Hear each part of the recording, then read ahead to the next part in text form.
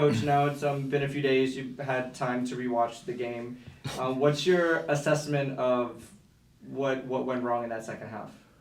Yeah, I watched it immediately when we traveled back from Miami, and it was a combination of the quality of Inter Miami and the combination, the mistakes which we have done in this game, and this was the problem, especially at the beginning of the second half. And then we tried everything after 3-1, 4-1. We opened the space, and then they had the transition moments, and this was the combination of both. But I said to the whole team, we played now 4 halves against Inter Miami, and we won 3 halves. And it is a little bit strange that the result of both games is 6-6. So, but this is what we have to accept. And the mood of the whole team in the training session was very well. Beginning of the week, today the training session, yesterday the quality was very good. So now is our job to look forward to our home game against New England, and this is for us the next chance to get 3 points. And how do you use something like that to motivate the club moving forward without it kind of Yeah, being an angry situation? but that's normal. It's normal. It's tough. It's for everyone was tough to stay on the touchline, to sit on the bench, the players on the field, to have this experience. But this is a normal process. So it's we played now 11 games, 2 times against Inter Miami, and for me we played 3 halves very well against them.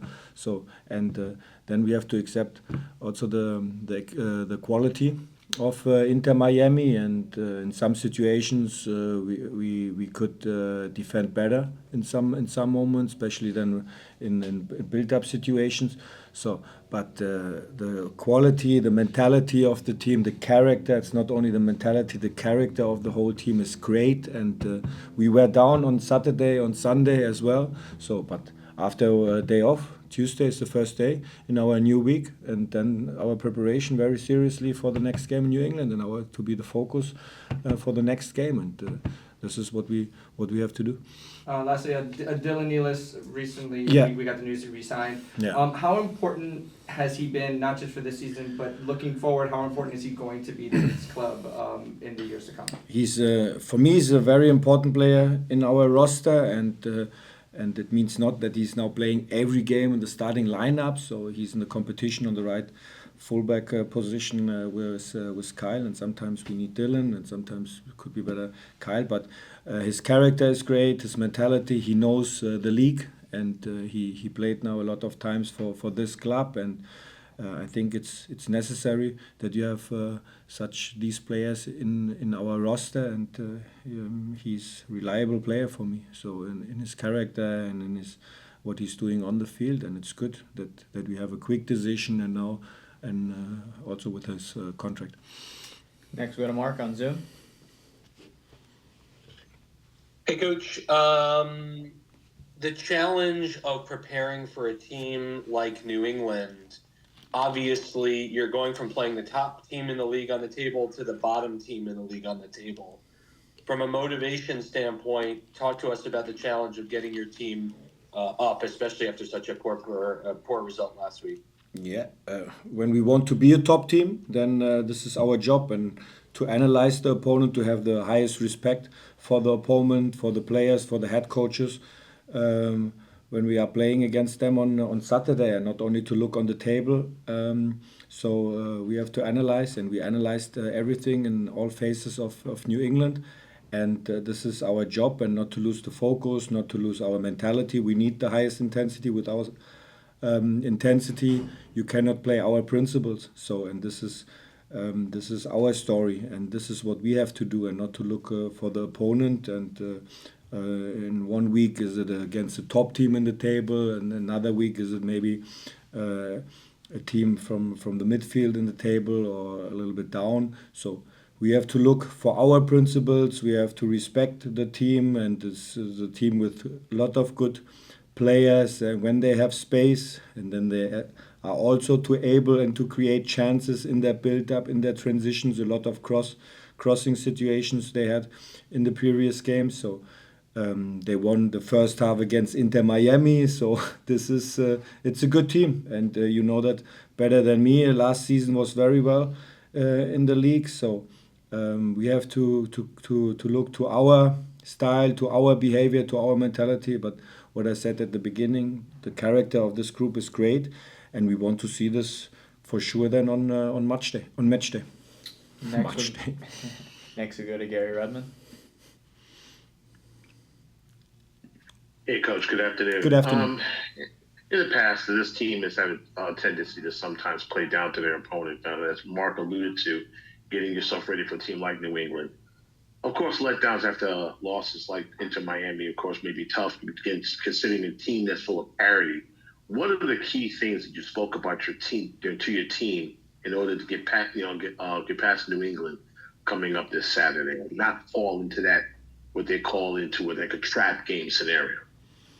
Now we have to not to lose our focus, especially after 2-1, 3-1. So we tried everything, and we opened the space against Inter Miami. This was the most problem in this game. After 3-1, 4-1, we tried everything till the end. Till the end, we tried everything. So, but you have to do this not to lose your head in some moments, and this is what I said. And I was not angry or very emotional after the game, so I was disappointed about that, what happened in the second half. So, but I believe in our team, in our staff, so that we can change this immediately. And now is the next chance against New England to look forward, to show our face, how we want to play, and this is the target for Saturday, and was the target at the beginning of the week, for tomorrow to have our meeting, our pre-match training, and on Saturday our preparation for the match day. And for sure it was not good. It was not good enough in the second half in some moments, but I'm not this coach now to say, okay, everything was on last Saturday. The second half was not good, and we criticized, we analyzed everything. We had a lot of individual conversations this week at the beginning of the week to see some sequences, what we have to improve for our games. But it's not now that we have the concentration. Okay, now it's New England or something like that. For us, for ourselves, this is what we have to do, and this was at the beginning our topic. Next we go to Daniel Feuerstein. Good afternoon, Sandro. Hope you're well. Just want to talk about Dante for a moment. He seems to be a little bit better this year, more engaged, better runs, attacking. What have you seen from him that's given you confidence to put him into the starting 11 every single match since the start of the season?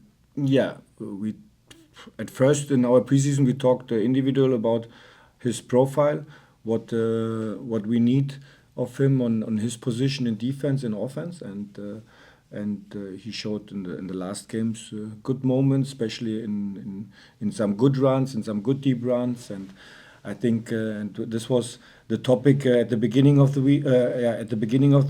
For the whole team in our conversations, individual, and today in our training, when we create the moments in the middle space and in our red zone between the lines, or when we are going outside, so that we attack more aggressive the box from the opponent. I think this is necessary for us, that we go very aggressive in the opponent's box with a lot of players. He can improve that as well. He showed the last games in some moments very well, but this is for the whole team very important that we are doing that. Next we go to John Lupo on Zoom. Sandro, just a two-part question. First, a quick word on the new contract for Dylan Nealis and how happy you are about that and what he means to this club. And New England's a team that's very progressive. They like to play aggressively, bring the ball up, bring the ball out of the back. And how do you impose your style on them while being disciplined and forcing them into mistakes, but staying in your shape while doing it? Yeah, the first question I answered 5 minutes ago. It's a very important player. It's for us in our roster. He's in the competition with Kyle Duncan, and he's a reliable player. So a great mentality, great character, and I'm happy that he's here and that we have this decision so quick, and that we can plan also our roster. And the second question is, we analyzed New England. It's a very good team with individual quality, number 10 player, striker, all these guys. They had good moments as well. The home game